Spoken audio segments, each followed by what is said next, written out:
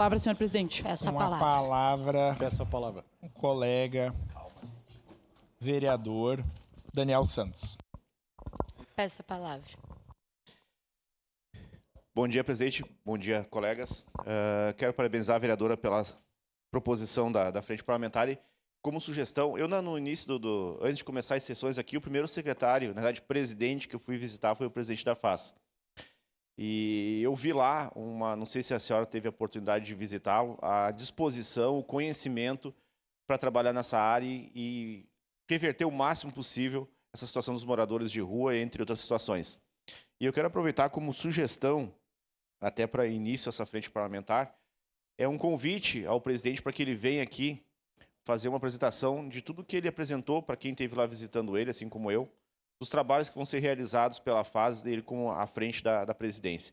Então fica a sugestão aqui como um convite para o presidente da FAS vir aqui apresentar o trabalho que ele pretende realizar frente à pasta, à FAS. Obrigado.